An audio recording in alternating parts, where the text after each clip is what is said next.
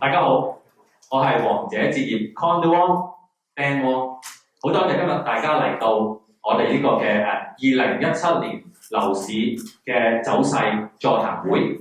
要大家等咗好耐，唔好意思，因為我想我啲朋友全部嚟晒先。今日其實咧有好多同我買過嘅客人，咁其實好多謝佢哋嘅支持，佢哋真係盲目㗎，佢覺得我點樣話邊啲嘢係好嘅咧，佢哋就會同我買㗎。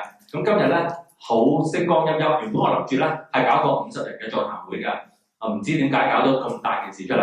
咁我哋今日有好榮幸啦，有 What to Do 嘅 professor 啦，有我哋嘅銀行嘅高層啦，有會計師啦，有啲政府嘅人員喺度啦，所以今日講嘢非常之小心嘅。咁咧多謝大家嘅支持。今日入場人數咧有300人嘅喎，係啊，咁亦都係喺前日我哋已經停咗㗎啦，會再俾人入嚟，因為我哋呢度 capacity 就係300。今日咧有好多人嚟唔到嘅，咁好多人喺度同我講，我可唔可以擺喺YouTube 啊？咁我係會擺喺 YouTube 嘅。今日係會有個 video 錄影，咁希望大家咧可以將自己嘅手提電話暫時關閉1小時個聲㗎啦。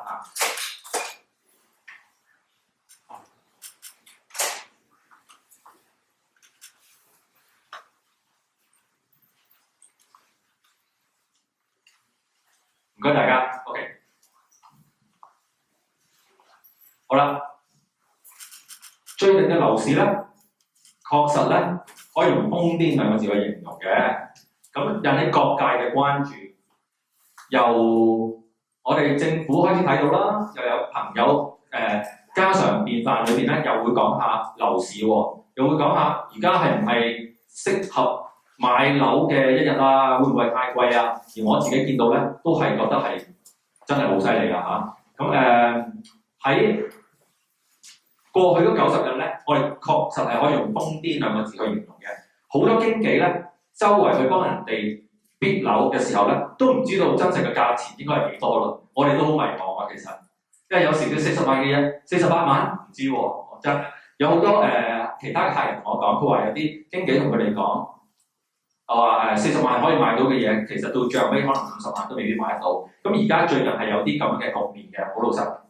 首次接嘅人士咧，擔心自己上唔到車，作為家長嘅又諗下點樣去幫仔女上車，甚至乎有啲15歲仔女嘅，佢哋開始幫佢諗下買樓花3-4年之後可以用佢哋個名啦。作為投資者嘅你哋，可能又驚落錯車喎，呢個時候係咪應該買咧？作為發展商，亦都驚出錯價錢喎。咁究竟我應該係800蚊啦、850蚊咧，定係900蚊一尺啦？佢哋都好迷茫。過去5年喺2012到2017，我哋擁有 condo 唔好講 condo 住啦，擁有 townhouse 嘅人，可能喺5年之前同今日咧，大概係 double 咗㗎啦。你個 townhouse 嘅價錢，又或者你間80萬嘅 townhouse 原本5年之前係40萬嘅，或者係今日你個85萬嘅屋。5年之前可能係75萬嘅，屋價喺過去2011去到2016、2017咧，其實都真係升咗個 double 㗎啦。咁喺最近，我哋見到 condo 咧又開始 catch up 咯喎。喺2011年去到2015年 ，condo 咧大概咧喺呢幾年裏邊咧係每年升幅5% 到嘅啫喎。但係我哋講緊嘅 low rise 大概係20%。但係喺2016年咧 ，condo 又有一個大反擊喎，就係咧升咗16%，仲好多時候咧有 multiple offer 添。咁好啦，我哋開始今日嘅 agenda。今日咧，我想同大家分享一下咧，就係我哋嘅數據，睇下喺2011去到2016，究竟個 number wise 我哋見到啲咩嘢係乜嘢升咗，有啲乜嘢多咗。跟住咧，我哋睇下有啲乜嘢而家係影響緊個 market， 有啲乜嘢嘢係會即將影響個 market。咁我哋就會睇下喺唔同層面嘅人嘅角度，首次置業啦、一家人啦、investor 啦、發展商啦，同埋政府點睇咧？跟住之後，我會同大家分享一下過去呢90日，我哋喺 resale 嘅 market 究竟喺你哋買咗嘅地方或者諗住買嘅地方，過去呢90日同上年嘅今日比較個價錢。最後我會講一講我哋有朋友問我嘅5大問題，咁都係由 email 嚟嘅，咁我都會講一講。之後我會講下2017年最後尾我哋而家知道嘅5個樓盤俾大家聽下嘅，等大家有個準備好。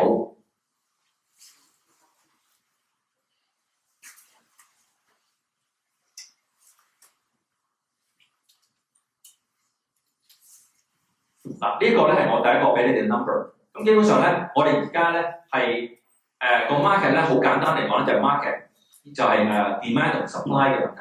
咁我哋基本上咧喺我哋舊年嘅今日，我哋大約有18000幾間未賣嘅 condo。今年我哋嘅今日咧剩翻9000幾間，咁啊大概跌咗47%，跌咗剩翻90%，剩翻呢9000幾間嘅 condo 咧，基本上係足夠俾我哋4.4個月去買嘅。喺而家個 consumption rates 裏面嚟講，正常嚟講咧個健康嘅 market 咧應該係有9個月嘅喎。咁而家我哋係啱啱係差唔多係一半啦。所以我今日咧盡量咧唔想講啲好 boring 嘅 number， 我只係想講用一半啦、1倍啦、1半啦、1倍啦，咁去簡單啲同大家講。因為講得太深奧咧，大家會瞓着咗嘅。舊年今日係有我哋今日咧係我哋舊年嘅一半啦，就係我哋有喺個 market 可以俾你買嘢嘅一半。喺首先我想講下咧，點解 condo 有咁多人買？基本上咧喺2006年之後咧，我哋個federal government 咧定咗個 policy 就係 Green Belt 嘅 policy 之後咧，有好多時候咧我哋就唔可以周圍起樓啦。咁繼而咧就要轉戰 condo 嘅喎，因為咧就要 grow up 就冇 grow out， 因為喺好多 infrastructure 唔到嘅地方咧，我哋盡量咧都叫 developer 唔好去起，如果唔係都唔會太 support。喺2009、2010、2011嘅時候咧，其實係我哋賣 condo 咧賣得最多嘅時候。喺2012去到2015咧，其實我哋 condo 嘅 market 咧係平嘅，係大約係每年係5%。當時嘅價錢咧係655蚊一尺，好多人同我買咗嘅 condo 咧，其實都差唔多係呢個價錢嘅喎。喺2016年即係2015年之後啦，我哋見到655蚊一尺嘅嘢咧，大約升咗100蚊，去到750蚊左右。喺最近我哋見到過去嗰3個月嗰90日裏邊，750蚊嘅嘢已經變咗828蚊咯喎。咁基本上咧，我哋見到嘅嘢而家暫時嚟講就話，我哋多咗人買嘢，個市場嘅貨係少咗。咁點解咧？咁我哋睇一睇2011年咧，我哋總共嚟講咧，喺 market 我哋可以買嘅嘢咧，分別為3種。第一種咧就係啱啱推出嘅樓花，第二種就係 developer keep 住喺幾年裏邊慢慢賣，亦都係未建完嘅 construction， 係未 construction 完嘅樓花。第三種咧就係我哋嘅 resale market。咁我哋睇一睇2011年究竟我哋有幾多個新嘅盤推出啦？我哋大概有28000間嘅盤推出嘅。喺12、13、14、15咧，大致上每年咧都係2萬間。咁呢 number 對於大家嚟講咧係 boring， 係冇乜意思嘅。但係對於我哋而家咁樣講咧，你就會明白好多㗎啦。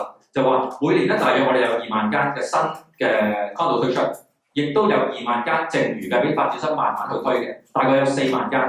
而每一年咧，大家嘅 consumption 咧大概就係2萬間，就會剩翻2萬間喺下年嘅喎。但係喺2016年嘅時候咧，我哋發現咗咧，唔係啦，我哋推出嘅嘢咧少咗，由28000間變咗18000間，個 supply 係嚴重地短缺。咁喺同一時間啦，發展商平時未賣出嘅2萬間嘅貨，而家咧亦都俾人賣咗一半喎，剩翻1萬間啫。喺2017年咧，發展商雖然會推多啲出嚟，但係咧，因為我哋嘅餘貨咧係唔夠嘅話咧，其實又係會令到成個 market 咧推高咗嘅。講咗咁耐，其實都係講緊 demand and supply 嘅問題。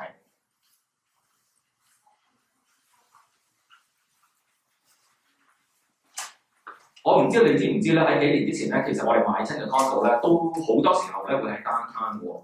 咁我哋講可能有6-7成嘅 condo 我哋買嘅都係想 focus 喺 downtown 嘅。因為我哋 downtown 咧係講一講 downtown 嘅 definition 先啦。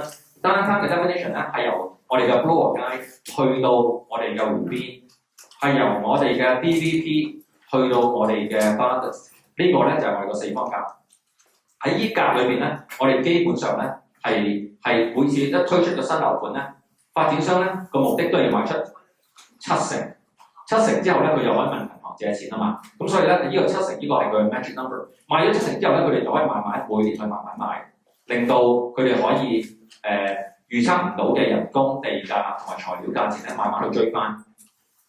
而家開始咧，你會見到咧，好多發展商咧唔係喺downtown度起嘅喎，你睇下咯喎。咁喺舊年喺2015年嘅時候咧，我哋見到咧喺downtown condos咧係佔咗我哋大概我哋全新樓盤嘅53%。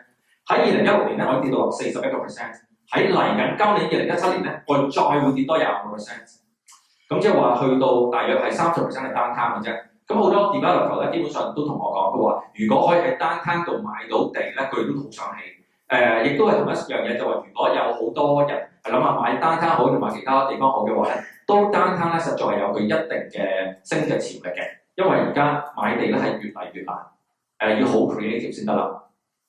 所以你見到咧舊年咧，其實有一個好得意嘅現象咧，就係話邊度如果有地鐵站到嘅地方咧，嗰個地方咧都開始唔同咗咯喎。咁有幾唔同啊？如果我哋咁講啦，簡單啲嚟講，每10棟大廈只係得一棟大廈係喺800米喺地鐵站嘅800米嘅範圍之內嘅啫，每10棟即係得一棟。所以我哋如果走去買投資嘅話咧，就揀嗰一棟啦，你全部框拍出嚟800米內，如果你係見到嘅 very good。但如果downtown嘅話咧，邊度都可以啊。咁即係話，如果你係想買沿住條啱街上去嘅800米內嘅，全部冇問題啊。我哋講緊係行10分鐘內啦，即係800米。咁但係我記住喎，得10% of 個 condo market 咧係有呢個咁嘅潛質嘅啫。咁喺舊年其實買得最多咧，就係喺我哋嘅 York Region， 好多人買咗可能係Vaughan 嗰邊嗰啲唔同嘅 condos 嘅。喺嗰邊嘅 condos 咧，基本上咧係而家大家都係 bet 咗呢樣嘢，就係佢有個新嘅地鐵線，就係 Vaughan Metropolitan Centre。咁喺嚟緊今年咧，2017年咧，我都會估計咧，越嚟越多人會買喺 Vaughan 嗰邊嘅喎。咁有啲人就問我：喂 ，Vaughan 好 Richmond Hill 好定 Markham 好？咁當然啦，我哋而家坐喺呢度，梗係 Richmond Hill 好啦嚇。咁Markham 都唔錯，但係 Vaughan 更勁喎而家。而家個勢喺個 Vaughan 度，因為我哋冇地鐵站。如果我哋幻想下，如果我哋今日行出門口要有個地鐵站嘅話咧，呢度周圍嘅樓價咧都會升咗14%。14% 就係一個 magic number。所有喺地鐵站沿線嘅都會比正常800米以外嘅高出14% 左右。呢啲 number 就係我想同大家分享嘅其中一種。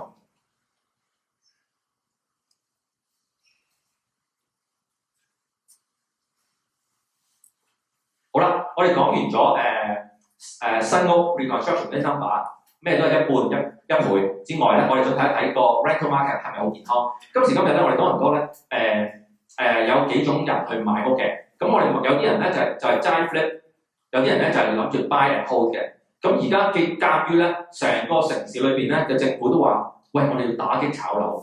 我哋如果係作為一個有良心嘅 investor 咧，盡量唔好 flip 買 hold 租俾需要嘅人。咁我哋就遵守咗我哋嘅義務，亦都冇同一喺呢個時候咧喺我哋嘅first time buyer 裏邊咧百上加斤。因為我哋而家咧都好多間㗎啦。好啦，咁我哋而家個 vacancy 咧其實係歷史性新低嚟嘅0.77%，即係大概每100間屋裏邊有一間屋係冇人租㗎啦。咁可能都冇人租嗰間咧係可能係好舊啦，可能係個價格唔好啦，有好多唔同嘅原因。咁我哋都唔會講落去㗎啦。咁但係個 rent 喺2016年咧就已經升咗11% 喎。咁有啲人咧就問我，佢話：喂 Dan， 你不嬲咧就話咧你有個6%或者0.5% 嘅 rule 喎。咁如果你嚟過我其他嘅 seminar 咧，我不嬲都會咁講嘅。如果你買間30萬嘅樓咧，我哋希望咧食0.5%，即係1500蚊啦。咁就應該每一個月咧，我希望可以攞到1500蚊。咁點解要係一個 magic number 咧？因為呢個1500蚊咧，即將會 cover 晒你個 mortgage 個 principal 個 interest condo fee 同埋會 cover 埋你嘅 property tax， 所以呢個 magic number 咧係非常之好嘅。喺多倫多裏邊，我哋其實咧係非常之幸福嘅喺我哋嘅投資，因為咧喺好多地方咧，我哋基本上會呢個0.5% 嘅一個回報，0.5% 喺乘翻12個月咧，大約即係6% 落你嗰個樓價。咁如果你有一個40萬嘅屋價嘅一個 condo 租俾人咧，應該2000蚊，一個50萬嘅應該租2500蚊。過去嗰4年5年，我都係講緊同一個 number。喺而家開始，可能我要微調嘅喎，唔係6% 咯，可能會唔會係5.75咧？會唔會5.5咧？會有機會，因為而家我哋見到嘅樓價咧係令到我哋升咗16%，但係同一時間我哋嘅 rent 只係升咗11%，咁邊個跑翻個5% 咧？呢啲少少錢都會係由我哋 as an investor 嘅時候，我哋會係付出嘅。但係鑑於講緊嘅係5%已經係差唔多係持平嘅話咧，咁基本上我諗你最多你話都係加減100蚊個月啦。而家 so far 我哋講緊嘢都仲係我哋 investor 非常之健康嘅，因為as一個 investor 咧，我哋有2橛錢係會賺嘅。第一，其實我應該講分3橛錢啦，因為我哋呢度買好多 pre-construction 啦，就由我哋今日買到我哋攞鎖匙，通常我哋要4年。點解你啲人話點解呢邊加拿大啲樓咧成日都要4年咁鬼耐㗎？咁有時5年應該好老實話俾你聽，因為咧當我哋買咗啱啱推出嘅一個樓花喺2017年1月1號，我當我15日已經賣晒棟大廈嘅70%，另外30%咧好嘅發展商會慢慢推出，因為佢好擔心自己第時會有人工嘅加價，可能你哋唔知道，其實2016年嘅5月到6月份咧，多倫多嘅condo 嘅 construction 嘅工人咧係有個大罷工，罷工咗大概6個禮拜之後咧，大家呢6種工人咧，亦都係 condo 要建造嘅必須嘅6種工人咧，工會咧都係加咗16至18% 嘅。咁就係喺啱啱舊年2016年嘅6月開始咧，發展商咧有啲咧你都會見到就係話會唔會係自己登錯咗價錢起唔到喎？有啲嘅，即係有啲會係咁樣嘅喎。所以尤其是當我哋買屋嘅時候咧，我哋非常之緊要就係知道我哋買嘅時候嗰個係咪一個信得過嘅發展商。一個信得過嘅發展商，佢知道自己做緊啲乜嘢，佢亦都會預計到未來喺加拿大可能會有人工嘅微調，又或者係land cost 嘅加價。每樣嘢佢都會有喺佢自己嘅計算在內。咁有好多喺第二個國家過嚟嗰啲咧，可能會令到佢哋自己起唔上啦。係喺舊年嗰6月之後。好啦，咁我哋而家講翻租金先。好，喺我哋嘅租金咧，係舊年咧，我哋就啱啱升穿咗呢個2000蚊嘅關口。呢個就係我想話翻俾大家知嘅，因為好多人同我講過，喂，1600蚊租有冇人租啊？2000都有人租喎，而家 average 我講緊嚇。咁喺另外我哋想講一講嘅係 foreign buyer。foreign buyer 咧，即係話我哋經常性地咧就話溫哥華嗰邊咧，我哋就會有個foreign tax 啦。咁我哋就話如果係海外買家咧，就要俾15% 咁樣樣。咁喺多倫多咧，其實我哋海外買家咧冇溫哥華咁犀利嘅喎，可能係1/6佢哋嘅 size 嘅啫喎。咁有好多時候，如果我哋見到政府話推出打擊foreign buyer 擺15% 咧，其實我哋都好明顯係覺得係politically 佢要做啲嘢咯，要令到大家去降溫。真係我都覺得而家係個溫度係好犀利嘅。咁而且亦都冇嘢可以停到而家暫時，所有都係 supply and demand 嘅問題。咁陣間會講到話點解 supply 而家係有少少問題咧？好啦 ，foreign buyer 咧喺我哋呢一度嚟講咧，就大概係有5% 嘅。即係話每100個 transaction 裏邊嚟講咧，有5個人咧可能係冇呢度嘅 SIN number 或者個 passport 嘅。咁95人咧通常咧都係有 passport 嘅喎。甚至乎你喺香港，我哋買嘅我喺香港咧教 seminar 去買嘅客人咧有好多咧都係有 passport 有 SIN number 嘅喎。佢哋都係諗住俾仔女用啦，又或者係自己第時可以回流翻過嚟嘅。咁你又會另外一個問題啦，大家就會經常都會問，喂，而家啲屋價100萬、120萬，邊度150萬？邊度有咁多錢啊？咁呢個咧，我就想話俾大家聽，原來咧喺我哋個買樓嘅市場裏邊咧，52%嘅錢咧都係由外國喺外國揾嘅錢留翻入我哋加拿大嘅居民嘅身份，用呢個身份去買嘅。咁所以咧，呢個就解釋咗邊度有咁多人可以有咁多錢咧，因為佢哋揾嘅錢並非係喺本地揾嘅，所以有好多時候咧，因為我哋多倫多係一個好 multicultural 嘅地方，有好多時候咧，佢哋都會有佢哋自己嘅揾錢嘅方法。咁當然啦，必須要係報續稅啦，佢哋。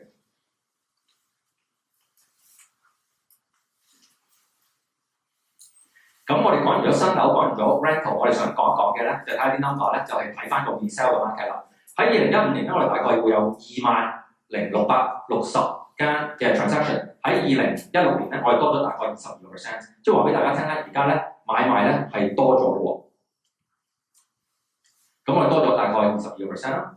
咁我哋個 sale to listing ratio 咁係咩意思咧？即係話放盤同賣盤嘅關係。咁好多時候咧，我哋都係大約咧喺60%嘅，咁而家咧我哋係每5間攞出嚟賣，4間都會賣出㗎啦。亦都係喺自1991年以嚟，喺呢20幾年裏邊，我哋最犀利嘅 number。喺 resale 嘅 market， 大約我哋你會見到，如果你哋係有一間 condo 或者你想賣 condo 嘅話，你會發覺舊年嘅今日同今年嘅今日已經升咗大概係16%。咁你話有冇啊？咁又睇睇我以下嘅5個唔同嘅 sample 啦。好，Young & College， 我覺得係好多人嘅至愛，但係未必係價錢係你哋嘅至愛，因為呢度嘅價錢確實係唔係講少。喺任何時間，佢都係帶領住我哋多倫多嘅樓市咁上下嘅。咁除咗你話 Yorkville 之外咧，呢度都幾係犀利㗎啦。咁 Young & College， 我哋有一棟大廈叫 Aura， 係北美最高嘅一棟 residential 啦。裏面嘅單位有1000個單位，咁所以係一個好好嘅一個 statistic 入俾大家。一個一歲房嘅單位係518尺嘅，呢個一歲房嘅單位喺舊年3月嘅時候咧係40,900蚊。喺今年嘅同一個3月裏邊咧，我哋見到嗰40萬嘅變咗48萬啦。呢個就係 Young & College， 咁佢升幅咧大概係20% 到啦，一啲好咁勁嘅地方就大概係20% 嘅喎。咁另外咧 Entertainment District、Cinema Tower 啦，喺嗰度咧我哋有 Cinema Tower 啦，有 Festival Tower 啦，嚟緊會有 Bond Condos 啦，會有Picasso 啦 ，Picasso 其實我哋都好中意嘅。咁有 Peter Street 啦，呢啲 Condos 啦。咁喺嗰度啦，大致上嚟講 ，Cinema Tower 咧一個一歲房嘅，大概都係585尺呢個一歲房咧，喺1年之前咧係41萬嘅，舊年嘅5月都係10個月前啦。咁而家今個月賣出咧就483500蚊，大約升咗18% 度。咁即係對我哋講嘅 average 就16% 咧，都係高少少嘅呢啲好嘅區。咁第3個區咧，我想講咧就係 Regent Park 嘅喎。咁 Regent Park 嘅咧，呢度其實有好多人咧都同我買過 Regent Park。喺幾年之前咧，我用咗好多嘅壓力咧，都未講都話俾你聽呢度有幾好。今日咧係佢哋話翻俾我聽，原來係咁犀利嘅喎。好，一個 1% 嘅單位，665尺嘅 with parking 嘅單位咧，喺舊年嘅今日係359000，喺今年咧係431000，大約係升咗20% 多啲啲咁樣啦。你當佢係20% 啦，又係呢啲就係一個好嘅區。喺啱啱過去4月之前咧，咁我哋有同大廈叫 Wyatt 喺 Regent Park 嘅，咁都係好犀利嘅喎。當時咧成個樓市都唔係話而家咁瘋癲，我哋都當時都有2200張worksheet。係申請表係想要有單位嘅，而係唔係個個都攞到咧？並唔係，我亦都令到有好多人失望咗，對唔住喺度講。好，另外一個咧就係 Yonge & Eglinton 啦。Yonge & Eglinton 喺幾年之前喺2011年嘅時候咧，我其實買嘅時候咧，我都唔知道原來 Yonge & Eglinton 係會有今時今日咁犀利嘅一啲 number 嘅。當年今日咧，我哋買嘅可能係 Econdo 就咁樣。咁而家你見到咧，逢親喺個 Yonge 街，喺 Yonge & Eglinton 喺個大街嗰度嗰啲咧，反而係跑贏晒喺裏面世界嘅所有嘅 condo。總之有個 Yonge 呢個字咧，就係最犀利嘅一個字，因為呢個字係好 powerful，即係同一樣嘅喺隔離街嘅就可能講緊200步之內咧，都可能係爭咗100分一層另外啦，我哋想講Yonge & Eglinton 呢棟大廈625尺1+1嘅，舊年係418000，今年係503,000，真係眨下眼講緊10個12個月嘅咋，而家全部都係升咗20% 度。今時今日咧，如果有再有一個 Yonge & Eglinton 嘅樓花推出咧，我係會 highly recommend 俾大家嘅。嚟緊咧，其實有一個叫 Econdos 嘅另外一個延續，係會直接播落去個收尾嘅，呢個你哋可以留意。好另外啦，我哋由單攤由東邊講到西邊，講到中間，上咗 Eglinton，再上啲咧，去到 Yonge & Sheppard。Yonge & Sheppard 咧平時我哋真係唔覺眼佢咁犀利，我都直情眼鏡都跌爛埋嘅。即係1+1咧，一個661尺嘅單位係40.5萬，咁而家今時今日咧就47萬，有好多咧，我已經講過最低價錢㗎啦。我話俾你聽，最近咧我見到連續5、6間嘅1+1咧600幾尺嘅咧係去到喺叫 Emerald City 嗰棟大廈咧，基本上咧 Emerald Park 喺度啦，佢基本上佢個價錢咧係差唔多係9萬蚊一尺。嚟緊咧 Yonge Sheppard 會有 Mantis 嗰棟大廈，大致上咧都會係8至9字㗎啦啊！所以你見到而家你就話舊陣時同我買嘢嘅時候，每個人都會有好多思索話：哎呀670蚊啊，Dan，你估易揾咩？咁又會唔會太貴啊？會摸頂啊？而家我諗呢度有一半人同我買咗嘢嘅，好老實話俾你聽。咁多謝你哋嘅支持，你哋今日有回報啦。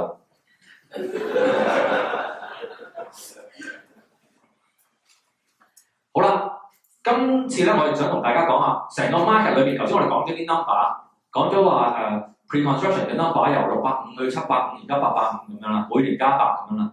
咁又講到 rental 2000蚊一個月啦，好犀利啦。咁又講到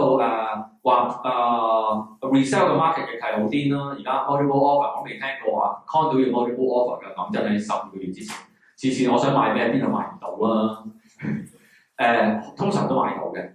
咁但係而家唔同咗啦。咁有乜嘢導致到有呢件事嘅發生咧？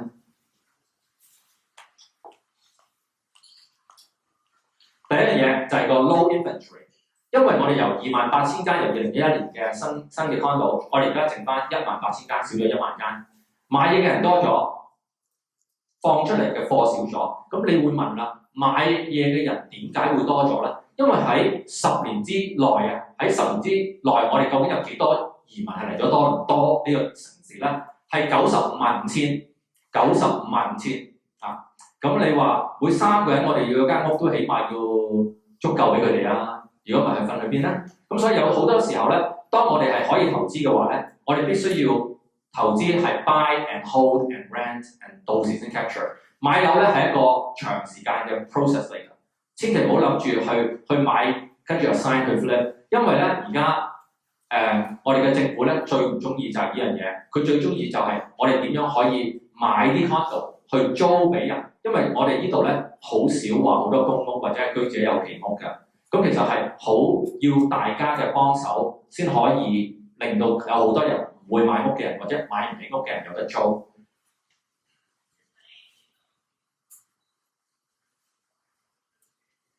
第二咧，當然啦係我哋嘅 low rise 啦。而家舊陣時咧，我哋喺10年之前咧，我哋都仲話喂買 condo 好定 townhouse 好啊咁樣嚇，都仲有呢個問題嘅。今時今日係兩個世界嘅，即係如果你買得起80幾萬嘅，你應該睇 townhouse 咯。但係如果你話我想啱啱首次置業嘅人士，究竟你可唔可以買得起 townhouse 咧？可能你要屋企人嘅支持啦。所以 low rise 嘅 market， 因為我哋 green belt 嘅出現之後咧，好多發展商咧，你見到好多大型嘅發展商，我哋唔講名啦。咁其實咧都要由我哋嘅 low rise 轉戰咗成為我哋而家起多啲嘅 condo 咯。咁基本上你話喂，佢哋係咪賺得更加多錢啊？其實我話俾你聽啦，作為一個發展商咧，可能咧佢哋寧願起 low rise 嘅，因為咧個 risk 低啲，啲嘢佢可以控制多啲。而家講真 high rise 咧，掘落個地度又會好多事發生，有好大棟嘅大廈，一講就講一個5、6年嘅投資，可能都做唔止，因為今時今日咧同舊時係唔同嘅。喺3、4年之前咧，一個發展商買咗笪地。哇！有個 parking lot 喎，又同間時咧喺5年之前咧，大家都會講有 parking lot 就起到大廈㗎啦。呢個你哋講得啱喎，但係而家冇 parking lot 起唔到大廈啦。OK， 咁而家 parking lot 係咩情況咧？嗰時買個 parking lot 可能9個月到12個月，咦已經 set 咗 approve 過，已經搞掂晒所有嘢。而家個 process 咧可能係越嚟越長。個原因係咩咧？究竟係咪 city 玩嘢咧？佢又唔係。基本上嘅原因咧，因為我哋個社會越嚟越大，越嚟越多人。政府 resources 擺喺邊啲人裏面嘅時候咧，佢就要問developer 你可唔可以我俾你起，你可唔可以俾我哋1500萬啊？呢1500萬我唔係亂咁俾嘅，我要俾阿 A 啦、阿 B 啦、阿 C 啦、阿 D 啦，咁我要起個路出嚟啦，我又要想重整嗰個成個社區加個公園啦，或者係做啲咩嘢啦？咁其實咧佢哋都好緊張嘅，咁所以喺我哋買屋嘅時候咧，我哋經常性咧個發展商係要有付出，呢個付出咧係要傾翻嚟嘅。咁由嗰陣時嘅9個月到1年開始，可以攞到個 approval 啦。今日咧可能要去到3至4年嘅喎。咁嚟諗可能3至4年我買得地，等3至4年，我買得地2-3千萬，個 mortgage rate 肯定唔係你哋嗰啲2點幾3厘啦，係咪？可能都5-6厘嗰啲啦。咁每一年佢哋要等嘅咧，即係代表咧，大家買嘅貨係會貴咗2%。大約係，如果佢等4年咧，嗰同一個單位咧，唔計有任何嘅 inflation， 你都要俾多8% 㗎。發展商亦都係咁樣去計，所以你諗下，如果有啲好 long process 去做 approval 嗰啲咧，咁就真係個價錢會越嚟越犀利㗎。咁可能第時一號陰街，你會見到個 number 會係越嚟越犀利嘅。即係有啲好諗住好大棟嘅、好高嘅，摩天要90層樓高嘅，嗰啲可能越嚟就越難 approval 啊。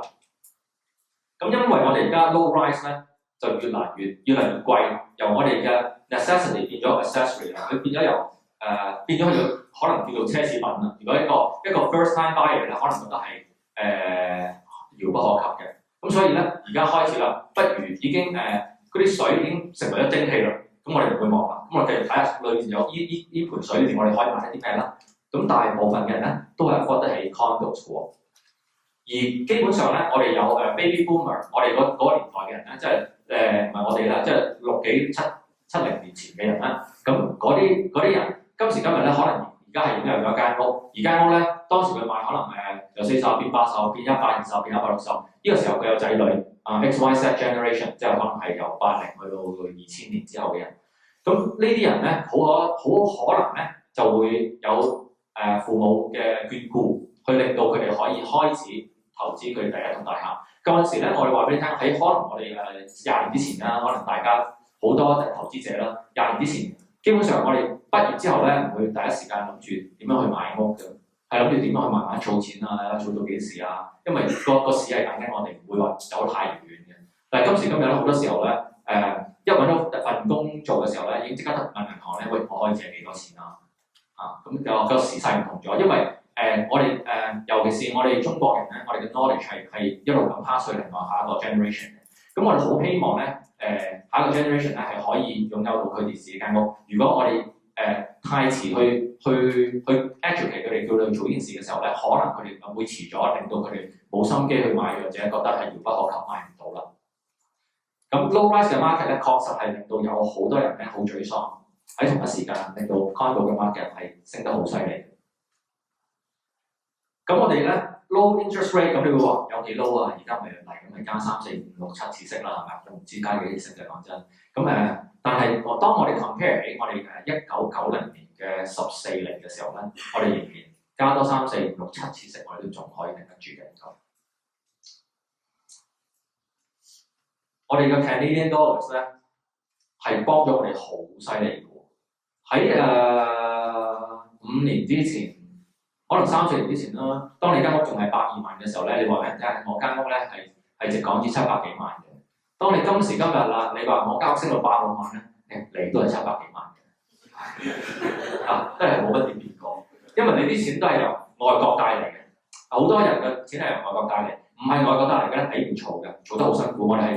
我哋要經過咗我哋好多 risk， 逢真 investment 咧都有 risk。我哋係經過咗我好多嘅 educated risk， 去令到你哋而家擁有咗你哋而家有嘅財產，你嘅 asset， 亦都喺同一時間我哋會教我哋嘅下一代點樣去令到呢件事係會重複。我哋嘅 high immigration 唔使講啦，而家只會越嚟越多嘅移民，10萬一年應該係叫做少㗎啦。個 slow city approval 就會令到越嚟越慢嘅起樓，越嚟越難起樓，亦都係越嚟越貴去買樓。個 construction cost 唔使講啦，因為我哋加幣低啦，咁好多時候買嘢唔係全部都係自給自足㗎，咁所以咧好多時候我哋都會比貴啲去買個材料。咁當然啦，點解投資喺加拿大啊？即係我哋52% 啲錢，周圍嗰啲熱錢係可以去唔同嘅地方㗎。可能可以俾阿女喺英國買啦，唔一定要俾阿仔喺多倫多買㗎。咁點解要喺多倫多買咧？就係因為我哋 compare 俾好多個城市咧，其實我哋多倫多都仍然係 OK 嘅喎。當香港而家嘅樓市都唔講話而家繼續最近係點樣升法啦，咁我哋睇翻咧就係話，頭先我哋講多倫多嘅樓市，大概我哋買嘅 property 咧，如果係有6% 嘅rental income 嘅話咧，香港大概咧係2.8，溫哥華大概係3.2，咁多倫多6%，pretty good 嘅咯喎。咁即係話我哋比起香港、溫哥華、多倫多，我哋暫時多倫多贏少少。如果攞嚟投資嘅話啊，咁另外啦，我哋就會睇下澳洲又點啊？咁澳洲又有最近有傳出有少少排華，又會有少少銀行咧唔借錢俾中國人去買樓咯喎。咁所以咧做 mortgage 係非常非常之困難嘅喺澳洲。咁喺英國咧又傳出咗幾單，因為英國買樓咧啲錢係直去發展商度喎，係唔需要有中介公司，唔需要有一個 interest account， 直情去發展商嗰度。咁好多時候咧就真係唔知自己投資咗去邊一度喎，個 map 都揾唔到嘅喎。咁所以喺多倫多咧，始終都係一個比較 stable 嘅一個地方，令到大家咧都安心。我哋有 Terry 幫你保管，幫你睇住成個 developer 嘅做法，睇下佢哋係唔係 ethical 啦，咁佢哋做嘢啱唔啱啦，咁亦都會有interest 幫你 hold 住啲錢啦，咁樣嘅。咁好啦，講晒啲綠色好嘢，咁有啲乜嘢情況下，我哋嘅樓市係會向另外一個方向行，或者係偏離一行咧？基本上咧，而家計住我哋而家。如果乜嘢都冇變咧，個樓市真係會越嚟越誇張嘅喎。咁所以我哋其實有其他嘅措施咧，都可能會令到個 market 咧，令到個 market 唔會話係一面倒。其實而家咧開始銀行咧都收緊咗我哋嘅借錢政策。好多銀行咧都會同我講，亦都你哋都會知道，就係話佢最希望咧係借錢俾一啲而家揾緊錢嘅人，即係有好多人啊，咁會同我講，喂，我銀行咧。我都有幾間屋嘅，冇銀行我都有幾間屋嘅，但我退咗休，我俾得起30%，但譬如40%都冇問題。咁versus 另外一個 case 就係我冇乜錢嘅，我得4萬蚊儲咗，咁但係咧我份好嘅職業有6萬蚊嘅喎，咁銀行咧都會揀後者嘅喎，今時今日因為佢係想話俾大家聽係有 income 先可以 sustain 到你嗰個investment。所以好多時候你都可以同你周邊嘅人咁講係咁樣嘅，咁係咪代表咗退咗休嘅人士係買唔到樓咧？唔係，係要 more creative， 你要同銀行嘅人同你傾啦，呢樣嘢就，尤其是我今日錄影咧，唔方便講呢啲説話。係啊。OK， 咁下一樣嘢啦，咁我哋最近咧聯邦政府咧就推出新措施啦，就諗住咁，但係結果咧係。我等咗好耐，聽唔到任何嘢，原來咧係冇㗎。最近聯邦政府係冇新嘅設施。其實我原本係諗住佢都會做個 foreign tax 嗰件事啦。咁後來咧財長亦都講得好清楚，話俾大家聽。其實多倫多嘅問題咧，好可能係一個 supply 嘅 issue， 即係要喺大刀斬咗個 demand 佢咧，其實可能會令到好多人好失望。大家想擁有自己個物業嘅人會失望。咁你會話？究竟多倫多每100個人買屋裏邊嘅分佈係咩嘢咧？大概我哋原來咧每100個人買屋咧，有53個人咧係首次置業嘅喎。咁你諗下幾咁犀利呢個諗法？再加上有5%，即係5個人啦，係海外買家，咁就58個人嘅咯。剩翻42個人咧，一係就自己換屋，一係咧就諗住係 invest 嘅。咁所以作為我哋，如果你係好幸運嗰42% 嗰一群嘅話咧。咁我哋希望我哋盡量係唔好炒樓，我哋盡量係 buy and hold。buy 2017年嘅今日你買一間屋，4年之後起完2021嘅咯喎，眨下眼。跟住我哋嘅 Terry 嘅7年嘅免費，唔係免費啊，你俾咗錢嘅嘅保養咁大件事咧都唔會話特別誇張嘅啦，因為developer 所有個 structure 嘅嘢都會包咗嘅。咁我眨下眼。即係11年嘅咯喎，4+7就11嘅咯喎。2017年嘅今日去到2018年嘅今日咧，你可以問下自己，嗰陣時同阿爹買屋，咁佢咧同我講話6%，咁而家我間屋咧就係由40萬咧11年之後咧變咗去做70萬，咁我而家係咪收緊6% 左右咧？如果係咧，就非常之恭喜你，因為如果邊個之前係買咗屋已經有緊 condo 嘅人咧，而家收緊租嘅人咧，佢哋個回報咧可能會升穿6% 嘅喎，係咪啊？因為而家啲屋價咧越嚟越貴，遲早會拉一拉嘅話咧，咁我哋個 rental 嘅 market 咧係確實係而家越嚟越犀利嘅。咁即係話買咗嘅人咧，我勸大家唔好買啊！呢個時候啊，即係唔好揾我買嘅住啊！舊陣時嘅我咧，可能3年前咧，我話你哋話想做 assignment， 我同你講話，喂唔好啦！今年嘅今日咧，幾多人打電話話俾我聽，喂我唔係 assign 嘅，我話真係，喂好多人想要喎。但係我講真，我真係做魔鬼啫，我都唔想你哋 assign 嘅，千祈唔好 assign 啊！我希望大家係 buy and hold，有翻個社會責任，令到喺我哋成個多倫多嘅人要租屋嘅有得租，要買屋嘅唔會話太貴。OK， 咁我哋可能會有 new tax 啦，咁我哋 federal 就唔出招啦。咁可能我哋下一樣嘢會見到我哋 Ontario 或者我哋嘅多倫多嘅政府會做啲咩嘢咧？咁我哋唔知道，但係我哋知道嘅嘢咧就係、是、我哋原來咧，我哋喺我哋住屋有關嘅行業係我哋加拿大 GDP 嘅20% 喎。咁即係話，如果政府要出招嘅話咧，佢最好咧就希望可以做到一樣嘢，就係令到大家 politically 佢 correct， 去令到大家覺得你做咗嘢，同一時間冇太大嘅 damage。因為如果做咗個 disaster 出嚟嘅時候咧，唔論你係咪嗰20% 嘅 GDP 嘅人，你一樣會受到牽連影響。所以咧喺呢個情況下咧，政府所以你話叫佢出招，你都要睇清楚佢點樣去出招。因為佢唔可以太 drastic， 亦都要 entertain 到大家，去令到大家係可以買到屋。喺今年裏邊嚟講咧，我覺得個市咧升得好犀利㗎啦。咁你問我嚟緊呢幾個月會唔會再勁升1-2% 啦？我覺得即係 condo market，我唔夠膽講嘅 townhouse。所以我唔係叫大家唔好買賣，我只係話俾你聽，以我而家嘅睇法咧，我唔覺得嚟緊呢10個月、8個月會有一個好大嘅升幅，因為我哋 downtown condos。而家你任何一棟大廈嚟緊，我而家講嘅都係900蚊或者以上嘅尺。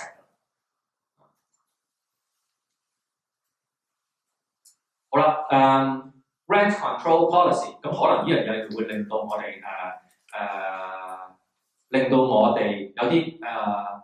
有啲 landlord 覺得好頭痕。其實咩為之rent control policy 咧？可能好多人都唔知道。不如我講一講喺基本上咧，我哋咧喺我哋嘅住屋裏邊嚟講咧，有啲係成棟大廈咧都係出租嘅。咁有啲大廈咧又係condo 嚟嘅，有好多唔同嘅業主。我哋所謂嘅成棟大廈出租即係一個業主，成棟大廈都係佢嘅，咁佢哋就租出去俾人啦，咁樣樣嘅。咁喺我哋個1991年嘅11月以後 register 嘅所有大廈都係冇租務管理嘅。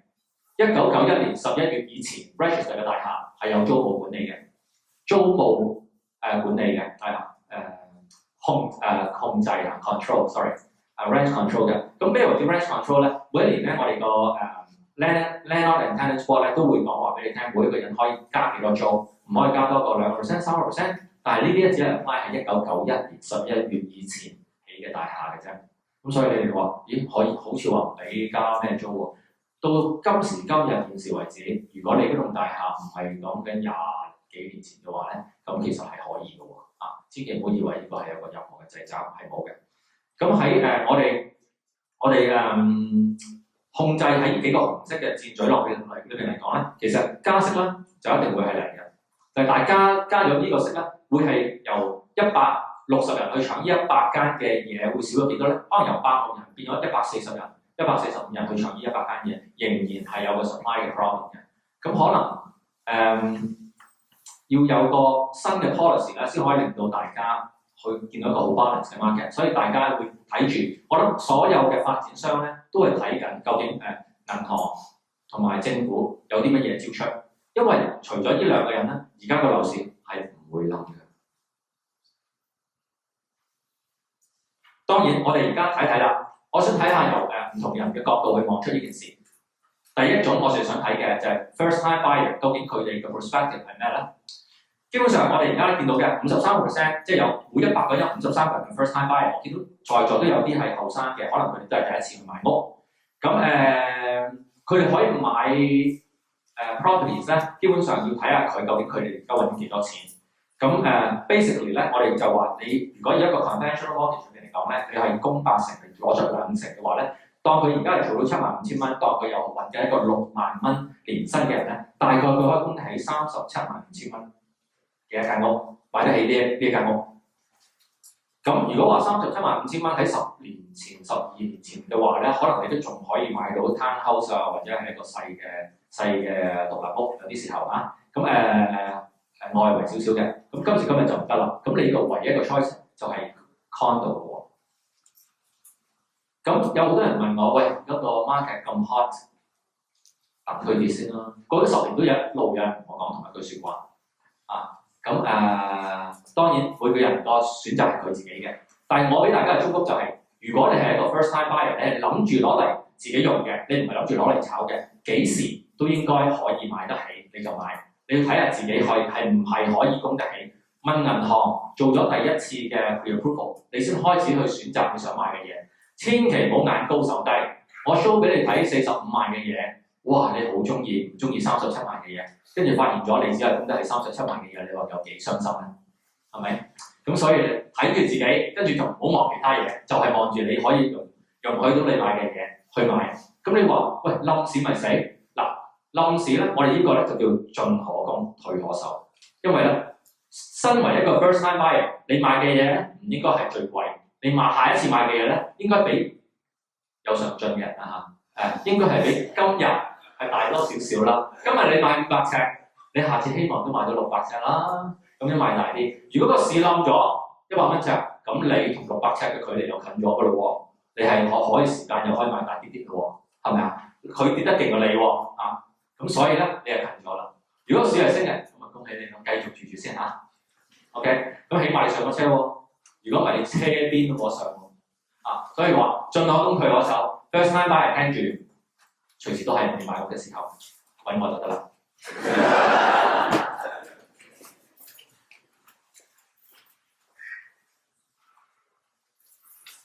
冇人可以 time 到一個 market 係上升定係跌，點叻嘅人都唔可以。所以我諗而家我最講話 demand and supply， 即係唯一一個我可以講嘅嘢，會升定係跌，有好多嘅，我 three dimensional 都唔係，有100個 factor 可以令到一樣嘢升同埋跌，冇人可以知道。first time buyer， 我哋知道嘅你就係進可攻退可守。investors 啊，好喺知道first time buyer 佢應該要跳上車，咁 investor 應唔應該喺呢個時候哇咁好事賣咗自己間屋，賣咗個 invest 佢咧？咁其實係我覺得係唔啱嘅喎，都係，因為咧其實我哋咧喺我哋嘅投資裏邊咧，喺我哋譬如話有好多種唔同嘅 portfolio 啦，今日有好多銀行嘅人睇到㗎，咁我都講同一樣説話啦，我都話嗱喺我哋投資喺基金債券股票市場，我哋係以差唔多係1比1嘅比例去買嘢㗎，啊，咁或許你夠膽去買margin。去以用1比3嘅槓桿去買個 margin， 你買唔到幾多日嘅啫，喐一喐你就有少少擔心嘅啊！咁喺而家全世界都一樣㗎啦，只有 mortgage 俾你個 interest rate 係最低，只有 mortgage 係你俾1/5，有人會俾4/5嘅喎。咁喺呢個時候，我哋用個 leverage 去做，最緊要咧，永遠我哋投資嘅時候咧，唔好諗住買一啲好誇張嘅嘢，希望第時會淨係博升值。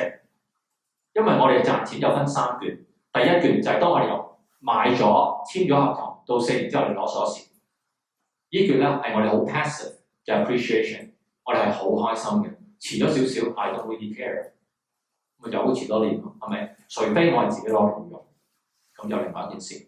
咁喺4年之後啦，你攞鎖匙，可能當佢過去嗰4年都係5% 啦，咁即係你擺低嘅20% 嘅 down payment， 差唔多可以 double 咗咯喎。咁呢個風險唔係話太犀利啊。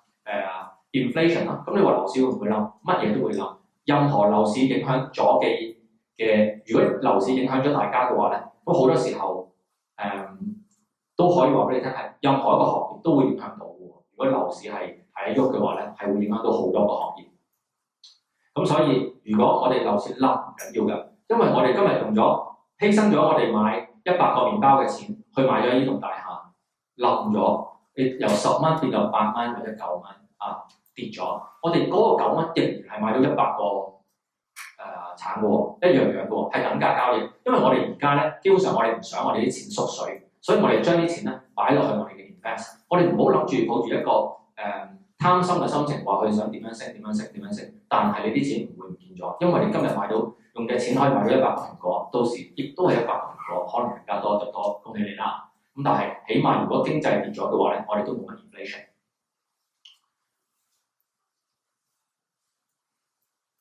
咁喺我哋投資者嘅心態裏面嚟講咧，當我哋幾年之投資者投資咗一個 condo， 到今時今日啦，咁我哋應唔應該assign 出去咧？再講一次，唔好 assign 啦，因為assign 咧會令俾政府覺得我哋係炒樓㗎，咁炒樓咧有炒樓嘅問題風險，一陣間我會講一講。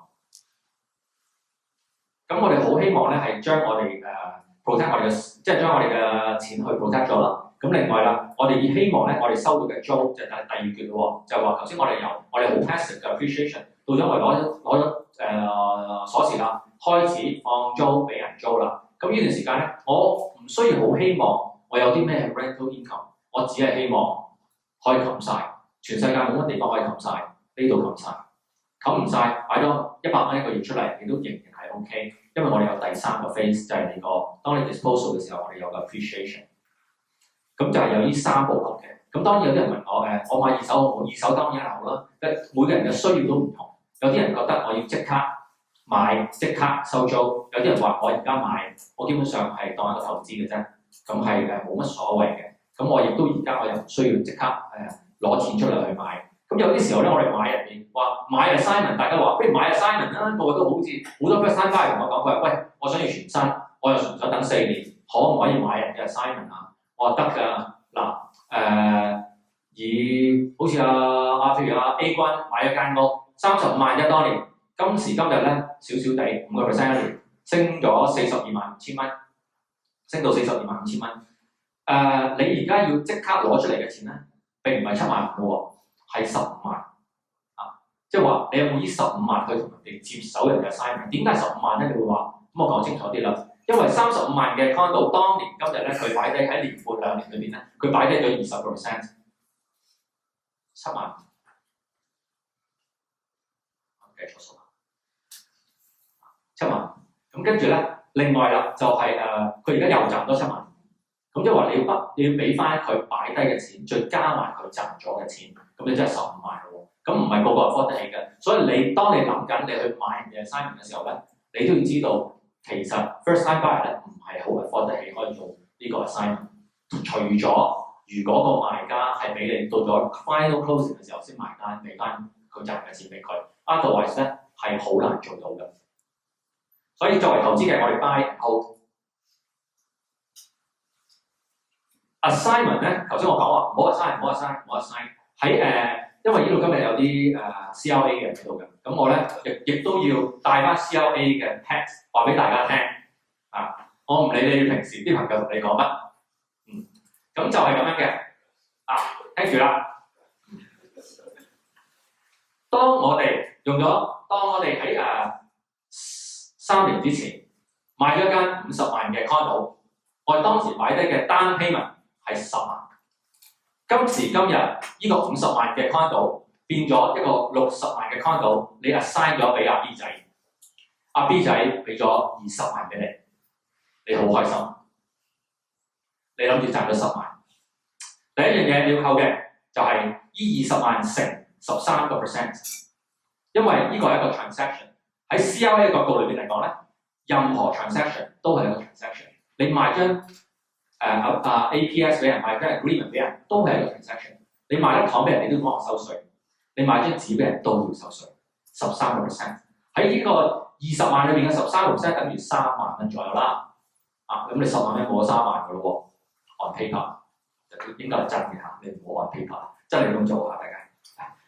OK， 咁另外好啦，咁你真係仲有7萬喎。咁呢7萬咧，如果你係退咗休嘅咧 ，very good，no problem。咁你就冇乜話要求啊。但係如果你不嬲已經還盡賺緊錢㗎啦，已經去到10萬蚊嘅稅率，呢7萬裏邊咧，你再減多3萬先，麻煩。咁即係話你原本話10萬變20萬嘅，其實你就係3萬5。OK，versus 都未講完。呢個3萬5咧，其實點解咧？因為你係當 income， 所有 flip 都係一個 income， 唔係 capital gain。所有記住，所有我哋 flip 親都係 income， 一半稅，要打一半稅，差唔多。OK， 咁所以咧，你剩翻35000蚊啦。所以個 income 同埋個 HST 會令到呢個10萬蚊嘅賺錢變咗做一個35000蚊。好啦，如果你話我 close 咗佢又點啊？當我50萬，我大概咧，人哋問我 closing cost 要幾多錢？你攞個4% 去左右啦。嗱，5、4足2萬，就即係話你要 closing 嘅時候，你攞2萬蚊出嚟，你租出去俾人1年，用一個 resell 嘅 market 去賣咗俾人。當樓價喺1年裏邊1毫子都冇升，你仍然係60萬嘅一個單位。咁你要俾嘅稅就少咗好多，因為你今次咧係一個 capital gain， 你只係俾1/4嘅gain。咁即係話你原本賺得3萬5嘅嘢，而家計一計到埋單10萬。我首先我 closing 減咗2萬，仲有8萬。8萬裏面嚟講，我要有1/4，你俾咗個 capital gain， 咁我仲有6萬喎。咁我哋計翻條數，咦，原來有成5-6% 嘅唔同嘅喎。我以一個少少嘅一個 number 去話俾大家聽。咁所以啦，我哋盡量咧唔好嘥㗎。咁講完咗 first time buyer， 講完咗 investor， 咁當然啦，有好多人咧喺未講 developer 之前咧，我都想講講，其實咧而家同我買屋嘅人好多都係爸爸媽媽咧幫仔女去諗佢未來點樣上車嘅。咁其實我覺得咧我諗我有60%嘅客人都係咁樣講真講埋啲秘密俾你聽。咁基本上咧佢都係諗緊，我而家間屋咧隔300-4萬㗎啦。咁我初頭咧投資都係，我初頭間屋都係40-50萬嘅嚟到呢度。咁當時咧當然係易好多啦。而家要個仔買140-50萬就好難。咁所以咧喺呢個時候，不如我喺我個 mortgage 入邊攞5-6萬出嚟，或者係8萬、10萬俾佢，咁令到佢可以揾到一間 condo 可以上咗車先。咁有好多人都係咁樣諗嘅，因為要一個啱啱畢業嘅人，又要佢買屋，又要佢冇呢個嘅 down payment 咧，非常之艱難嘅就係。好啦 ，Greenbelt 個 policy 咧就嚴重影響咗 developer。咁頭先我哋講咗 first time buyer， 講緊 investor。咁而家睇下 developer 高高在上究竟佢諗啲咩咧？係咪特登而家成日喺度賣加價咧？其實唔係。我亦都係就呢件事咧喺過去嗰7日咧。其實我呢個 seminar 咧係喺我10日之前咧開始諗，話咦而家呢個形勢咧就真係台我唔係台咧誇張咗。當我出去食飯嘅時候咧，就會見到有好多台人咧就講緊，喂買咩咧？哇嗰度黐黐地㗎咁樣，又都唔知買幾多錢，賣咗都唔知賣幾多錢，真係好迷茫。我諗全個城市人都好迷茫，政府都迷茫 ，developer 亦都唔一樣，佢哋都好迷茫。佢 Greenbelt 出咗之後咧，出咗場之後咧，2006年之後咧，10年之後嘅今日咧，我哋見到好大嘅影響力，會慢慢地影響咗我哋日常嘅。10年之前嘅我哋咧，成日喺 Highway 7你都會見到有好多嘅sales centre 去賣下 house 啊，咁你都可以仲可以入去交俾邊間啊，都仲可以人同短地都買到啦，係咪？咁今時今日咧並冇啲咁嘅事㗎啦，講真。今時今日咧，因為 Greenbelt 出咗之後咧，我唔知道，我唔夠膽話係誇大咗，因為其實我哋亦都喺我哋 develop 喺發展商 develop 嘅同時之餘咧，我哋要 protect 我哋嘅自然生態環境，亦都好多時候我哋多倫多市政府窮啊，亦都做唔到咁多泥水啊、去水啊，做唔到好多 service 你個新嘅一個 development 嘅配套，所以 infrastructure 係靠佢哋嘅。咁好多時候因為呢啲咁嘅情況咧 ，developer 都要同政府講，我起喺一啲你會好易批我嘅地方啦。每個人做嘢咧都係揀一啲易去做嘅嘢喎。咁developer 都係一模一樣。咁喺downtown喺過去多由2006年出咗場之後嘅2008去到2015咧，大部分嘅 downtown 嘅 condo， 大部分 condo 買親都話 downtown 㗎啦，好少話買其他地方嘅。講真，可能有一個人喺 London， 一個人喺 Shelburne 嘅啫。而家多咗個 mon。咁developer 睇到啦，哇原來咁難申請嘅，咁又要有個 Section 37，咩為之 Section 37咧 ？Section 37咧即係話，當發展商要發展嘅地方嘅時候，要攞個政府嘅 approval 嘅時候咧，咁佢就同 city 講我要起嘢喎，佢就問佢攞錢，攞幾多錢啊？咁佢就喺呢度慢慢傾啦。傾完之後咧，咁仲要睇下周圍嘅人有冇反對啦，因為你可能你棟大廈太高會 overshare 咗另外啲大廈，令到佢哋咧原本好光猛嘅地方咧，令到好借勢飲好唔開心。大家都有大家嘅 consideration， 大家都係由佢自己角度去望清呢件事 ，which 係啱嘅，每人都應該係咁。咁佢哋都會開咗佢哋嘅問題，但係好多時候呢啲時候咧，咁其實係錢都可以解決到問題嘅喎。但係當錢可以解決到問題嘅時候咧，好多錢就會解決到例如學校覺得你遮住佢啦，咁學校話得俾600萬我啦，咁佢又600萬喎，咁隔離街嗰度又話你遮咗少少，又要俾錢咯，每一樣嘢都係錢，呢啲錢 eventually 都係轉嫁喺我哋消費者嘅身上嘅，其實係 OK。咁鑑於 development 越嚟越難啦，咁我哋買地又難啦，嗰陣時我哋買地咧買塊地嘅喎，唔係我哋咧，我哋唔係 development。咁佢哋買個地嘅時候咧，其實咧都係好舒服嘅。有啲笪地嘅2000萬、2000萬、3000萬、3000萬，咁而家可能有啲天價嘅佢哋，所以一嚟嘅時候咧，佢冇辦法地，佢都要900萬一尺㗎。又因為而家嘅人工嗰樣嘢啦，唔再講啦，就因為呢啲咧，佢哋其實咧，佢哋賺嘅錢咧並非係你哋心目中多咗喎。講少 secret 俾你聽，佢哋其實係每棟大廈大概係賺15%啦，15%差唔多啊。咁喺嗰陣時，佢反而賺錢係仲易咗，因為冇咁多嘅掣肘，冇拖佢咁多年，冇咁多嘅人相連結，太多嘢啦而家，即係由佢開始賣到你，由佢開始買笪地到佢可以開始起4年，4年之後再4年就起樓，咁已經係8年嘅事嚟㗎喎，咁先係攞到鎖匙嗰日啫。咁所以對於佢哋嚟講，咁我如果就為咗 develop 起 townhouse 起 condo 數過啦，一間就係賺幾十萬喎嗰啲，因為你都係講緊百幾蚊尺嘅建築成本，再加埋可能係30萬嘅一個 lot 嘅價錢，咁其實有數為嘅喎。而家今時今日嘅 townhouse 因為 demand and supply 嘅問題，可能成本係60都賣俾你都120嘅咯喎。咁其實佢哋賣呢啲咧，其實仲可以控制，佢哋講緊係18個月已經回籠㗎啦啲錢。咁你話而家樓價特登去做多啲 condo 唔係，其實你見到而家嘅走勢由28000間5年之前佢哋做嘅 condo 到而家剩翻18000間，所以見到係越嚟越少。所以如果擁有咗單間 condo 嘅人咧，不應該要繼續一路 hold。咁每一年佢哋俾 city 個 approval 係拖咗1年嘅話咧，大家就會加多咗2% 嘅價錢。所以你見到每年大概加6000、7000、8000，咁4年就加8、4、32、3萬2㗎咯喎。咁喺舊陣時可能3萬嘅嘢，而家冇 inflation 都33萬2㗎啦。條數就係咁樣計㗎。好啦，咁我哋講咁耐咧，其實咧就話 OK， 我哋睇咗好多 number， 我哋知道咗 number 而家係咩情況，我哋見到咗有啲咩 factor 會影響到而家，我哋 factor 會影響到而家嘅，基本上就係我哋嘅 interest rate， 我哋嘅借貸同埋我哋嘅新嘅 policy。我唔夠膽講話應該唔應該，我覺得市場應該要降少少溫都係 OK 嘅，因為當我哋全部嘢太瘋癲嘅時候咧，物極必反。喺而家我哋今日咧，我哋見到嘅 supply 咧係好唔充足，個 demand 係黐咗線，因為我哋嘅 immigration 就係 immigration， 我哋已經唔夠好俾佢哋用啦。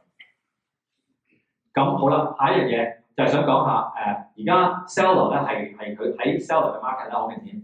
每5間裏面揼出嚟有4間都賣得出街俾人㗎啦。咁喺作為一個投資者或者一個買家，咁我哋基本上咧 time value of money 係最緊要嘅。當我哋買樓花嘅時候咧，我哋必須要揾一個好嘅發展商。呢個發展商自己知道自己做緊啲咩嘅，因為唔知自己做緊啲咩嗰啲咧，可能佢 keep 住你啲錢，跟住2年之後話俾你聽佢起唔成，會翻錢你，佢唔會食到你啲錢嘅絕對。但係你啲錢就喺嗰2年俾佢 lock 咗，而呢2年如果樓價升到好犀利嘅話，咁又如何咧？俾你10年都冇用啦。咁所以呢個係非常之緊要嘅。當有 project cancel 嘅時候咧，係個人都唔想，3方面都係輸單 ，developer 輸，作為real estate 嘅 brokerage 會輸，買家都輸，所以全部都係3輸局面。所以當我哋買嘅時候咧，我哋都會話俾你聽，你呢個牌子我唔買，係真係幫你嘅。咁另外啦，我哋就睇下買屋咧又要睇4樣嘢嘅。第一樣嘢睇個 location， 第2樣嘢咧，我哋要知道佢個developer 好唔好。呢2樣嘢 OK 啦，可以睇第3樣嘢，間隔得唔得，同埋價錢啱唔啱。是但有樣嘢唔係好好嘅話咧，開始要諗下咁好啦，而家嚟到呢一度咧，因為今日太多人啦，原本咧我最中意咧就係 Q&A 嘅，就叫大家舉手問問題嘅，但係我驚個場面會太混亂啦。咁所以咧我就姑且我就講一講究竟最近啲人成日經常問我嘅問題啦。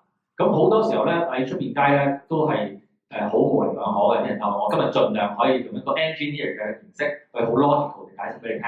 OK， 而家有冇 condo bubble？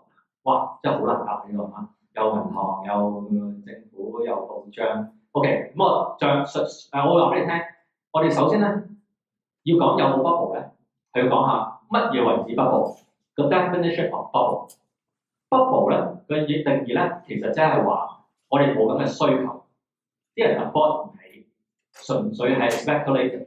呢三樣嘢同埋一齊啦，line up咗咧，依個咧就為止 bubble。當有 bubble 嘅時候咧，即係話我哋有好多屋係冇人住。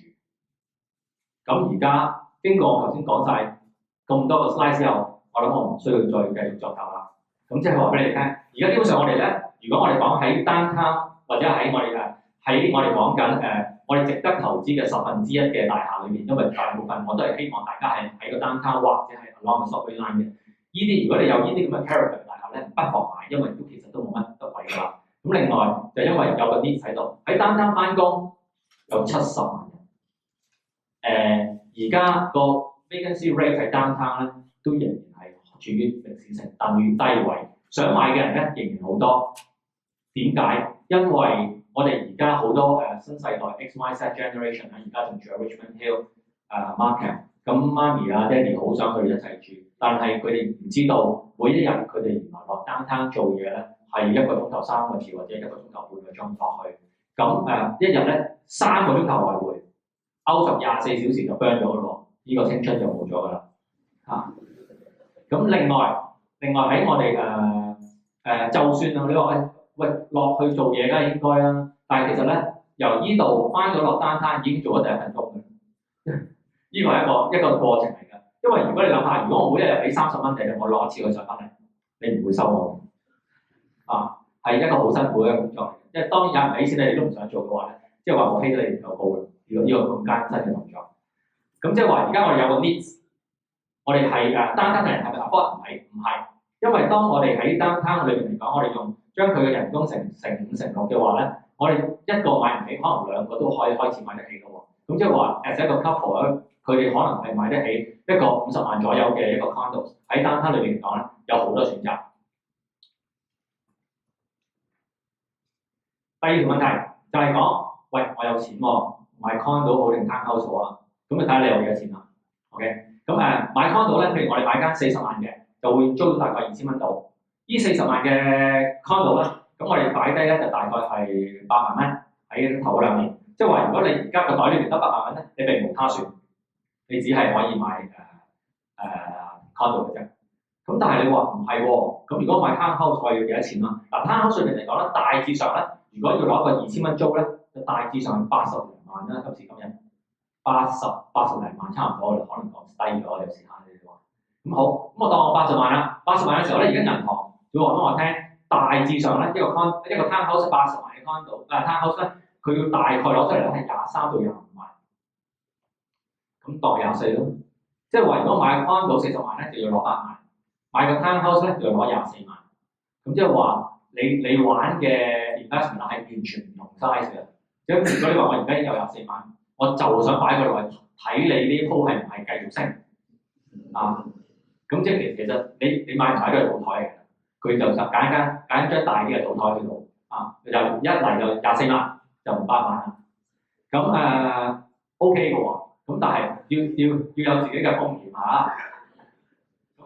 因為咧每一段時間咧1分鐘我哋唔知道下1分鐘，每一個人買每一件事嘅時候咧都有好多自己嘅 consideration， 會唔會好驚啊 ？decision making 可能好慢。今時今日 decision making 如果慢嘅，基本上都唔使買啊。咁喺我哋townhouse 同 condo 裏邊嚟講咧，買家80萬我可以租到2000蚊，我純粹頭先我講3個 phase， 第一就係由我哋買到攞鎖匙，呢個 townhouse 咧可能係好快嘅，講緊1年。可能10幾個月，咁佢依度會升㗎啊！咁你攞咗鎖匙到你出租去俾人去買多去租多1年2年咁樣，呢段時間咧，其實係唔係你嘅 income 係 negative cash flow，因為喺一個80萬嘅嘢，有60萬嘅供款裏邊嚟講咧，2000蚊嘅租你仲要貼多千零蚊因為你有其他嘢要俾噶嘛，咁樣大概你貼多千零蚊，咁你就一路每個月去好似供月餅會咁供到佢好啦，係時候嘅時候你就可以 mature，嗰刻咧就係你最開心嘅一下咁歷史未必會重現，所以唔使笑得咁開心我哋唔知，因為呢1分鐘嘅得意在之處就唔知下1分鐘發生咩事。任何出台嘅嘢都會影響我哋，每一樣嘢升得太多，佢都會打橫行。今年condo 裏邊嚟講，我唔會話我放低咗condo one 呢個 tax， 我就話俾你聽，我唔覺得會勁升係嚟一下喺未來呢幾個月嘅 condo， 因為嚟緊你已經見到係900幾蚊尺即係而家已經定咗有陣時嘅我哋可能同我買Regent Park 嘅人，有陣時買530蚊尺跟住後來580蚊尺話貴，而家 Regent Park 買700蚊一尺。有陣時同我買 Young College 話700蚊，哇貴過頭喎！而家笑到停唔到即係可能係升咗180蚊一尺。咁喺而家講二手市場嘅喎，周圍嘅二手市場850蚊，而家係喺單單發生緊。大家冇睇過去嗰60日嘅樓市咧，係完全唔知道原來呢件事係咁恐怖嘅，細得好犀利。點解咧？因為個 demand 真係好犀利 ，supply 真係好少。That's why 好啦，所以我話condo 同 townhouse 睇下你自己係邊種人，你中意去賭徒如果你係一個職業賭徒，去親你都係去大台度賭嘅，買 townhouse 冇錯㗎啦。OK， 咁頭先我講咗5笪地方，咁亦都而家呢個 slide 咧，呢個問題就話你覺得邊度地方嘅 appreciation 好？任何地方如果自己住嘅，你都可以買。任何地方你攞嚟投資嘅，你都應該買翻嗰1/10，就係喺個地鐵站附近800米到1公里啦，或者係喺南灘頭先我4方塊裏邊，咁你都應該係唔錯嘅。當然，我哋講緊嘅係投資，唔係投機。千祈唔好諗住我今日買完，喂，聽，我想同你買個 condo，今日嗰日嘥未啊？咁依句説話咧，就暫時 hold 住先。咁好啦，另外一個啦。又係同 townhouse 同 condo 係一樣差唔多嘅問題。佢話：喂，今時今日1睡房、2睡房、3睡房好啊。咁睇下你係邊一種人啊？如果過往咧講真係人係會有成長嘅。第一次同我買 condo 嘅人咧，喺幾年之前咧，佢哋會話俾我聽，我會買個1睡房，因為每一棟大廈裏邊嚟講咧，大約有70% 咧係1睡房，有15到20% 咧係2睡房。另外10%咧，可能係studios 或者係3睡房，3睡房係好少噶啦咁鑑於而家成個城市唔同咗，有邊幾樣嘢唔同咗？第一，後生嘅人咧已經覺得 townhouse 係遙不可及，係覺得係一個係一個 accessories 嚟嘅，唔係 necessity 啦。第二就係佢哋嘅朋友都住喺 downtown 或者都住喺 condo， 咁佢哋已經對真正嘅 townhouse已經係覺得係老嘢先住嘅啫。所以一代用咗一代。第三就係佢哋寧願要架車，我都希望有間屋時。有陣時可能1到18、19、20歲嘅人係即刻諗起希望有架車，周圍去都得。但係原來咧，你喺一啲好方便嘅地方咧，係唔需要有架車，周圍去都一樣得。咁喺講翻5年之前，大部分嘅人咧都係1睡房，爭到頭崩額裂嘅。如果你記得嘅話，哇2睡房，咁今時今日咧，有冇嘢唔同咗咧？住嘅人唔同咗，住嘅人咧喺幾年之前咧，佢哋你租俾嗰啲人咧，可能阿 Peter 仔喺5年之前、6年之前同你租500尺，佢今時今日咧，佢成長咗啦，可能佢未有老婆，但係佢都想要650尺啦。同我哋嘅電話係一樣嘅。90年嘅時候咧，我哋大哥大，哇！跟住之後，我哋有 Nokia 出現翻細細隻，跟住又變翻大啲啦，因為覺得太細啦，iPhone。咁所以每一樣嘢去到某一個階段咧，都會有唔同嘅，唔會一路咁去同一個方向，會有唔同嘅 adapt to 呢個我哋嘅個生活。咁喺我哋嘅生活有咩改變咗？你嘅租客改變咗，你嘅租客成長咗，你嘅租客由500尺想要650尺。佢結咗婚想要700、800尺。Downtown裏邊嚟講，舊陣時過去嗰5年得15%、20% 係兩睡房嘅喎。咁所以而家見到兩睡房爭到頭昏額熱。鑑於此，你見到啱啱過去呢4個月出嚟嘅兩睡房嘅尺價，比1睡房還要勁。有時見到喂500尺啊，700蚊尺，800尺要700蚊，要多200蚊尺，點解會咁樣咧？有機會喎而家，因為已經捉到呢條路。有好多 developer 知道，而家 end users 咧唔會再係話一定要買 townhouse 啦，因為佢買70萬、80萬嘅 condo， 亦都係一個 townhouse 嘅 replacement， 亦都係有咗佢個 convenience。佢住慣 downtown 嘅人，佢唔會同你走翻去 suburb， 即係去翻你話我住咗8年 downtown 啦，我而家上翻嚟。除咗有自己嘅 consideration， 如果唔係通常嚟講咧，都已經慣咗嘅地方，你會繼續喺嗰度住。所以人係一路改變㗎。咁下一個問題啦 ，OK， 咁下一個問題就係講緊究竟嚟緊有啲咩嘅 condo 會出現啊？咁因為咧而家咧買 condo 咧，我同好多人講啊，大家如果唔知嘅話咧，我喺黃金商場328號 Highway 7嗰度有間 presentation centre 嘅，咁啊專係賣 condo 嘅喎，咁你可以過嚟，亦都有 resell。如果你哋喺 Richmond Hill 想做任何你哋嘅 resell 咧，都可以過嚟嗰度。阿 Michael 都喺度嘅。咁點解我咁講咧？因為我而家住嘅 presentation centre 裏邊咧冇嘢賣嘅。個個入出嚟都係問我，喂，有啲咩賣？我準備好啦，而家 ready 嘅，而家講先。我話你 ready 咧 ，developer 未 ready 嘅，因為而家 developer 咧好似淨係想賣7成，淨係想賣7成。1年裏邊有8個盤，每個盤3日賣完，8、3、24，得30日係有嘢賣嘅啫。咁如果你要捕捉嗰30日嘅話咧，或者係邊一個盤嗰3日嘅話咧，你就必須要提前登記。一到咧就係話俾你聽，原來已經幫你，你想要啲中層嘅望東1睡房40萬左右嘅單位，咁已經幫你都好嘅喎。一定要係咁樣樣嘅喎而家。如果你話到時一出嗰日先嚟話，喂，有咩筍嘅，咁筍嘅就留唔到俾你咯。如果你啱啱嚟嘅話，因為有好多人排緊隊而家，咁所以咧我哋而家個玩法係唔同咗，一路都係改變緊。今年嘅玩法咧就係話邊啲人要邊啲單位，就早啲寫定張 application， 未必喺度攞到俾你，但係我哋會盡量喺呢個時候早啲幫你登記咗，機會係大過無端端你話我一日無端打開眼話想無端買一間康到嘅機會係大嘅咁樣。OK， 咁我哋而家講講嚟緊究竟有邊幾棟大廈會係多人想聽嘅？第一棟大廈，每棟大廈咧都各具特色。第一棟大廈咧就係 Daniels 嘅 ，Daniels 係喺2016年咧High Rise No. 1。咁佢哋咧即將會係有 Daniels Waterfront， 想望湖景嘅人咧，有啲人真係有情意結，一定要望湖景喎。咁嗰啲人咧就早啲咩啦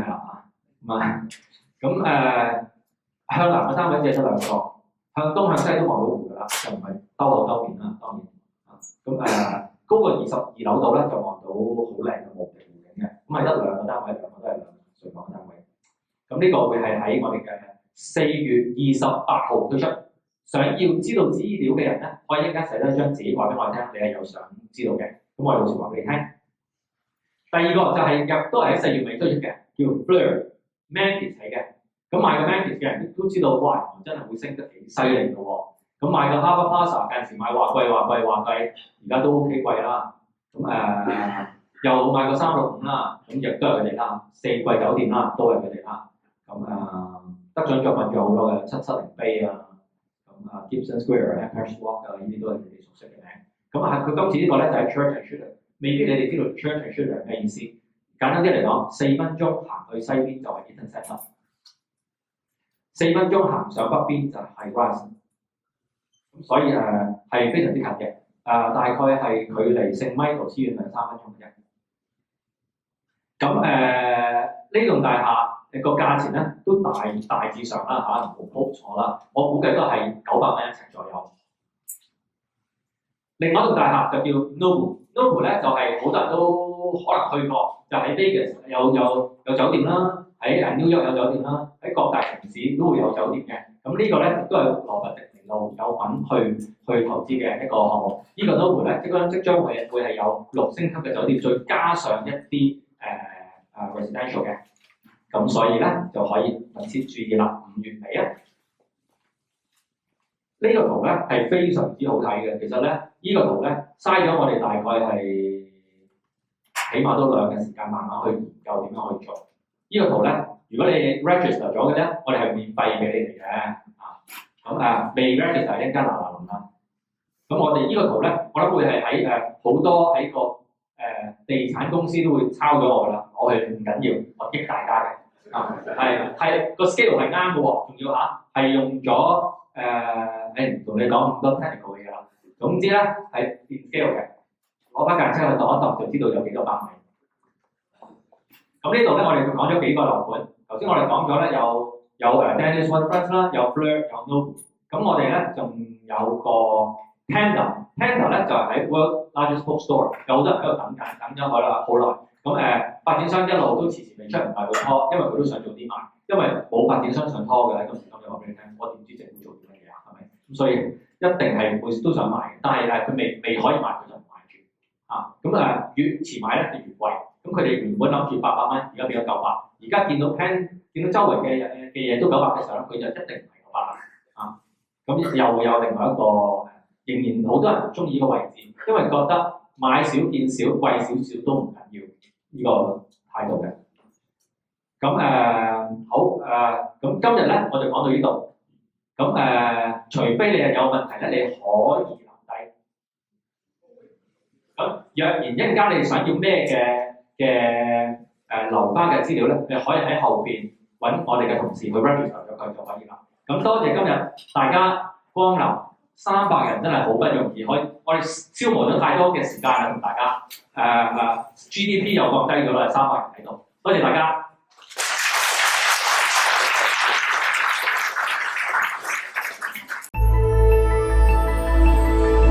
想要一條龍嘅服務，識揀一定係揀王者置業。